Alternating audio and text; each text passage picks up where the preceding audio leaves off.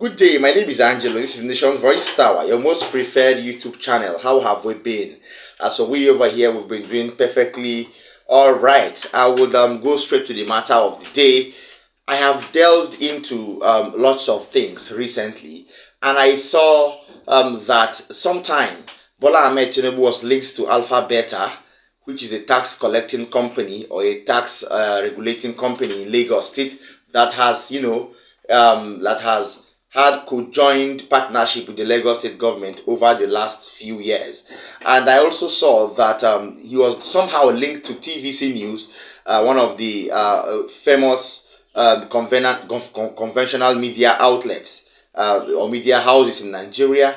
And somehow Bola Tinubu was linked to the Nation newspaper, a daily, very, very popular that has graced the Nigerian news platform for a couple of years now. All right, and I saw lots of stories that were linking Bola Ahmed Tinubu to the BRT company in Lagos State. So that means plus or minus Bola Tinubu pocketed the economy of Lagos State into his pocket.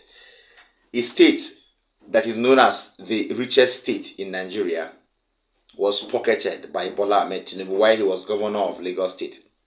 Why wouldn't he be rich?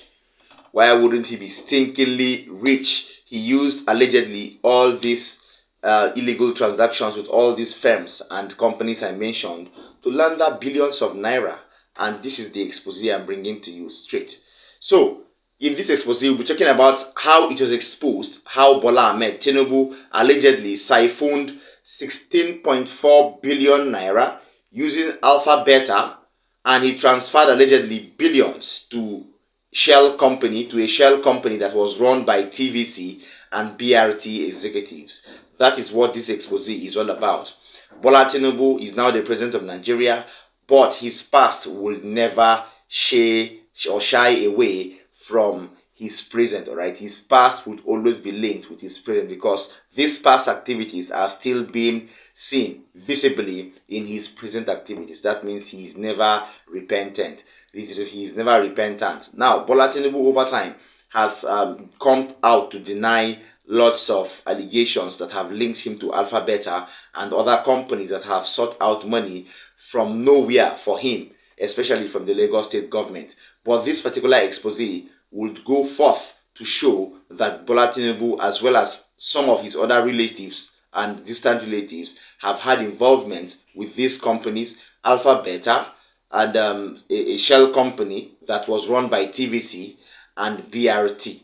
So I would quickly avail this or make available this expose so that we will continue to, follow this probe gradually until we have a grip on it. But don't forget that Bola Tinubu has come out to, disassociate himself from the ownership of TVC and the Nation's newspaper, although he came out to reaffirm that he is the owner. In this expose, you're going to hear how he came out to reaffirm his ownership of these companies. But when you go to the details of the Corporate Affairs Commission documents in the name of this particular companies, you will never see the name of Bola Tinubu there. That means alongside other companies, he has used very, very close allies to siphon billions of naira from the Lagos State coffers through these companies to his pocket. Between May 14th and 15th, 2018, Lagos State government's tax contractor Alpha Beta transferred allegedly 1.75 billion naira to Ocean Trust Limited in 3 transactions of unclear origin.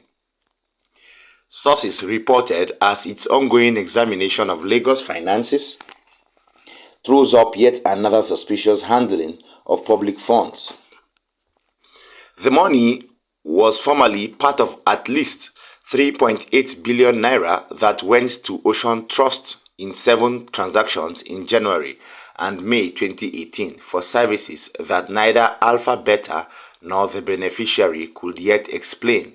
Sources further exposed how Alpha Beta received from and transferred large transactions worth billions of naira to businesses linked to an internet fraud syndicate. The sources were unable to trace Ocean Trust to any physical address in Nigeria, but its Corporate Affairs Commission filings showed it was registered in 2001 and operated by political and business associates of Bola Ahmed Tinubu, who was the then governor of Lagos State between 1999 and May 2007, and now is the president of Nigeria in 2023. Ocean Trust's registered office address in the Corporate Affairs Commission filings was 684 Idowu Taylor Street, Victoria Island, Lagos. The address, also known as Freedom House, has been known as Mr. Bola Ahmed Tinubu's administrative office, housing several organizations and media offices owned by him. Corporate Affairs Commission filings showed Yemi Adefarakun once held majority shares of 4.6 million in Ocean Trust. Mr. Adefarakun now holds the position of Executive Director and Group Financial Officer of Continental Broadcasting Service and owners of TVC News and other related media subsidiaries in Lagos and Abuja. Adefarakun is also a director at Primero, operators of Lagos Metro Service (BRT). Primero is led by Fola Tinubu, a cousin of the former Lagos State Governor and President of Nigeria, Bola Ahmed Tinubu. Also on the registration filings of Ocean Trust was Frank Obi, Group Executive Director of Paragon Holdings. Paragon built Ikeja City Mall, Sekul Mall, Oshodi Loma Complex, Simpson Loma Complex, and once held a 20% stake in Ikeja City Mall. Mr. Obi, who is also a non-executive director at Primero, had 2 million shares in Ocean Trust. Kehinde Durosimieti, head of Lagos State Security Trust Fund at that time, was also on Ocean Trust Corporate Affairs Commission document obtained by sources with 2.4 million shares alongside a former Senator, Jonathan Zungina, who had 2.5 million shares. Wema Bank account opening package obtained by sources showed Mr. Adefarakun was a signatory to Ocean Trust's financial activities. Mrs. Adefarakun and Obi used the same address in the account opening documents, 19A, Abagbon Close, Victoria Island. A spokesperson for Wema Bank did not immediately return a request seeking comments about whether the financial institution conducted a physical inspection of Ocean Trust's address when it updated the firm's Know Your Customer diligence in 2016. Messrs. Obi and Zungina declined multiple requests seeking comments from sources about their ties to Ocean Trust. Mr. Duro Simieti, a former CEO of Skybank, initially denied any ties to Ocean Trust, saying he had never heard of the firm.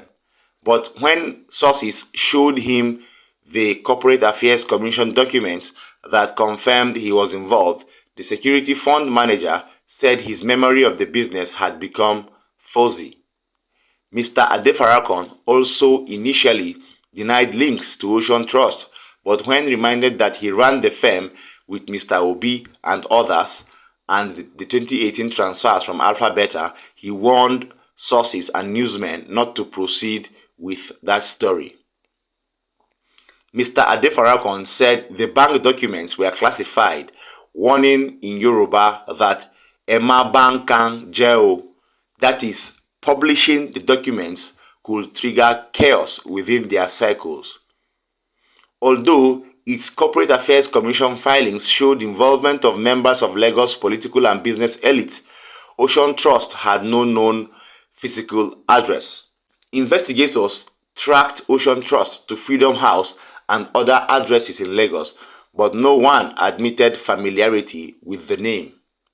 Yet, Alpha Beta moved billions to the apparent shell company, presumably from its opaque and questionable earnings from successive Lagos governments since Bola Tinubu. On January 12, 2018, Alpha Beta allegedly transferred 800 million naira to Ocean Trust. Barely a few days later, the company also received 750 million naira on January 15th and another 450 million naira on January 16th, respectively. Ocean Trust again received 750 million naira from Alpha Beta on May 14, 2018. The next day, on May 15th, the firm received 1 billion naira in two tranches of 550 million naira and 450 million naira each from the tax contractor, and there were proofs to show this. On May 17th, 50 million naira went to Ocean Trust from Alpha Beta. All the transactions totaling 3.8 billion naira in the received period were vaguely described as outflow, making it difficult to understand their purpose.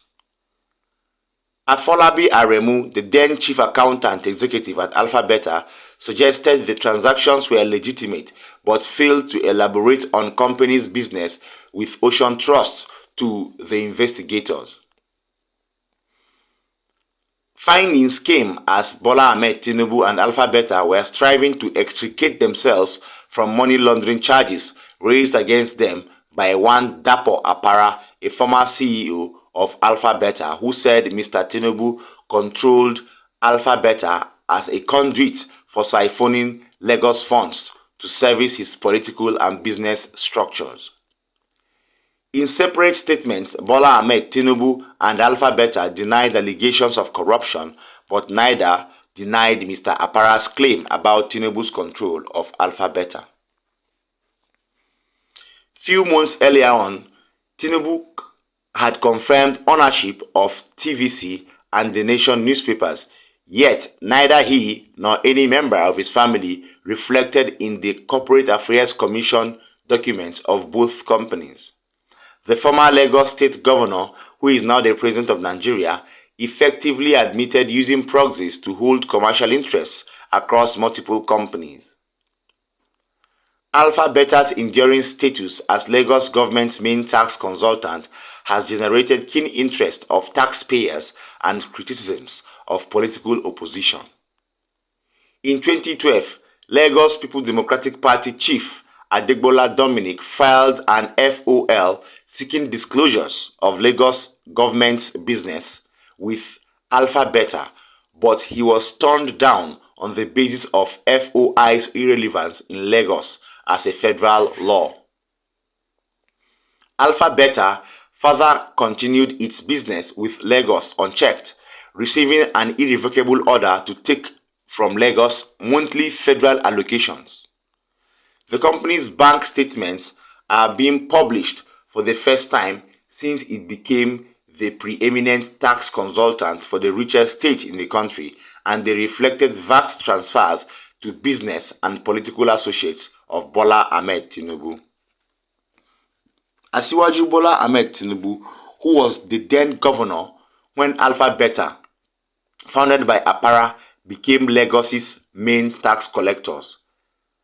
There were claims that the government was paying Alpha Beta some commissions for confirmed tax receipts. But the company's bank accounts, published on Monday by sources, reflected other transactions and appeared to show a fixed monthly revenue from Lagos coffers. Apara said in court filings that most of the transactions from Alpha Beta were transferred to other entities linked to Bola Ahmed Tinubu in a manner that suggested money laundering. Bola Ahmed Tinubu and Alpha Beta further denied the allegations leveled by Apara. Still, both Alpha Beta and Lagos authorities have continued to deny the investigations and allegations that were brought on board by sources. Alright, that was the expose there. It's now vividly seen how Bola Tinubu used the BRT buses and the operational or the operations of the BRT buses, and how he used Alpha Beta to extort the Lagos state government via tax for a number of years. For all the years that he was in Lagos state as governor, he actually used this medium. Alright, this medium is greater than that of SPVs, the special purpose vehicles. These politicians are so smart that they even know how to take money away from public places without traces. I would not like to talk much on that because I'm still following up that case. Please, for the record, there were there were accurate documents that were showing proofs for these transactions and these bank statements. But all of a sudden, those documents were removed off the public space. I don't know why. Maybe because Tinubu is now the president and warnings have been issued for different outlets to take away these documents. Formerly there were these documents found in public spaces like the People's Gazette, like Sahara Reporters and all that. But right now we can't find any of those documents for reference sake. But that does not mean those documents are not meant or are not knowledgeable or are not known to the anti-graft agencies. These documents are with the anti-graft agencies, and they can bring them up when anytime they deem fit. Secondly, the issue that is the real issue, the absolute issue with the judgment of the Court of Appeal that sacked the Plateau State Governor Caleb Mutfwang, according to his legal team, have been revealed. This legal team of the PDP governor actually came up after the court session and explained what they felt were the issues during this request of appeal at the Court of Appeal, talking about the Plateau State gubernatorial elections petitions that sacked Governor Caleb Mutfwang a few days ago. Noted that Plateau State is the only state where a dedicated panel was made available for all their appeals. In other jurisdictions in other states, panels are set up for individual appeals, but in respect of Plateau State, this panel was set up and they are trying all the appeals. They are hearing all the appeals from Plateau State, which of course raises an issue of whether this is in line with the procedure adopted by the court. Another issue we find wrong with the judgment is that the lower tribunal, the trial tribunal, actually dealt with a petition that raised issue of invalidity of nomination and sponsorship of second respondent as the governor of Plateau State. But on appeal, and they found that his nomination was valid. On appeal, the appellants actually formulated grounds that restricted themselves to the issue of sponsorship. And we raised the issue that what is being had in this court is different from what the tribunal had. The tribunal had a case of nomination and sponsorship and made a finding on it. Appeals are by way of rehearing. You cannot make a case and the tribunal tries a case at the lower tribunal based on one or two issues, and you come to the Court of Appeal and you change the game. We all know that consistency is the name of the game when it comes to litigation. Now, we drew attention of the appeal court to this fact that they have changed their case. Their case is no longer nomination and sponsorship, but sponsorship. Today in the judgment, we did not hear anything about nomination. Everything that was said in this court today was about sponsorship. And of course, we know that when you mention sponsorship, it could be pre-election or post-election. But when you talk about nomination, the courts do not have any jurisdiction to entertain it as a post-election matter. And so what we had today is not what we went through at the tribunal. We wait to see the judgment so that we will do the needful. But we thank their lordships for their industry. At least they came up with something. And we also prayed them to release the judgment so that we will study the judgments and come up with our grounds of appeal, because we know that our clients have given us the go-ahead to appeal this judgment. It is sad that a day like this has come, because we know that much as the governor has an opportunity to test this judgment at the Supreme Court, the members of the House of Assembly that are with him cannot go beyond this court. And so the untimely death that they met here cannot be appealed, cannot be tried upstairs. And so it's sad, but we thank God for today.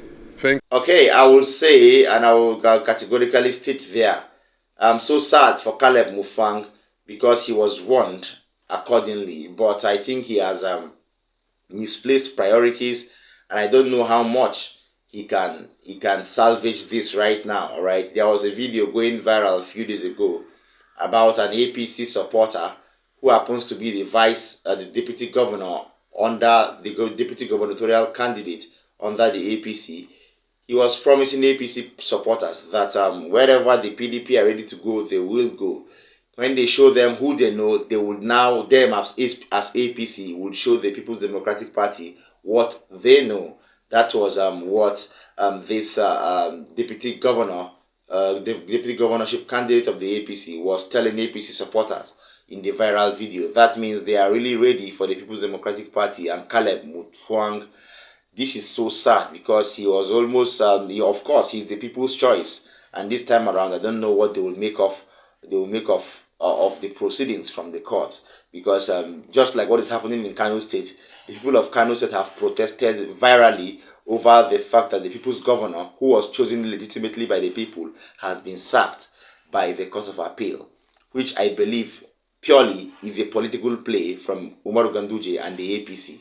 So let us keep our fingers crossed to see where the Mutfwang case ends. Finally, it's been a while. Governor of Ondo State, Governor Olarotimi Akeredolu, has been sick for a very, very long while now. I think spacing up to close to a year, if not a year. All right. To that effect, the executive governor of the state has refused to resign, as the constitution says.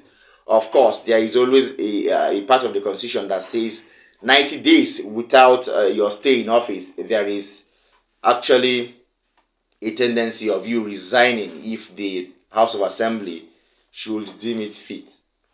All right, because you not being able to dispense your powers as the executive governor of a state would entail that you resign with with immediate effect, since you are allegedly bedridden or you are allegedly sick and incapacitated. All right, to that effect, since the governor of Ondo State, Governor Olarotimi Akeredolu, has refused to hand over power despite being sick for almost a year, a group have threatened action in a press conference, and they have come out to say that if the governor Akeredolu Olarotimi refused to hand over power to those behind him, either talking about the deputy governor or the House of Assembly Speaker or any person as constitutionally stated, then there will be consequences according to this group. I don't know what these consequences might be, but pay your own utmost attention to this video, and then you will know what the consequences are, the threatened consequences on Governor Akeredolu. It is no longer news that the executive governor of Ondo State, His Excellency Governor Olarotimi Akeredolu, has been sick for a while, a situation that we sympathize with and wish him quick recovery. However, we will continue to pray for his quick recovery because he is human. But his incapacitation should not affect governance, as there is a provision for a deputy who shall discharge his duties in an acting capacity as empowered by the Constitution of the Federal Republic of Nigeria. The All Progressive Congress is yet to provide the kind of leadership we are expecting at that level. The worst of it is this vacuum in Ondo State, where the APC-led leadership is showcasing ineptitude towards governance in Ondo State. During our reign in power, former President Umar Musayar Adwa of blessed memory was sick, could not transmit power to the vice president before leaving the country. However, you will remember that the doctrine of necessity was invoked then by distinguished Senator David Ali Chenu Benaventure Mark, who was the then Senate President, that brought the acting president, the vice president to become acting president as at that time. It also happened in Taraba State when the state governor, late Governor Dambaba Suntai, had an air crash. You will remember that his deputy, then Umar Garba UTC, was brought in at an acting capacity. What is so difficult at this time? That the state assembly in Ondo State and the party leadership in Ondo State cannot come together to do same and give the people firm leadership in Ondo State. There is no doubt that transition is close, but the truth remains that we cannot, because of transition, create vacuum at that capacity in the state. Let it be known that this country belongs to us all. Whether PDP, APC, Labour, Fresh, COA, ABGA, regardless of political parties, this country belongs to us all. It has become ridiculous, and it is demeaning to democracy. It's an insult to the rule of law that till this time, the deputy has not been given an acting capacity. We expect that the party leadership will collaborate with the State House of Assembly and ensure that within the next 72 hours, Ondo people are given firm leadership by allowing the deputy governor to act as the governor of the state as requested by the Constitution of the Federal Republic of Nigeria as amended. The governor has been out of this country, but obviously not fit to continue to lead the state. We hereby want to resound a 72-hour notice of handover of power to his deputy for effective management of the state affairs. We understand that Mr. President is a seasoned politician, and this is in no way new or strange to him, as he has been part of the democratic process of this country right from the break of democracy down to the revival of democracy in 1999.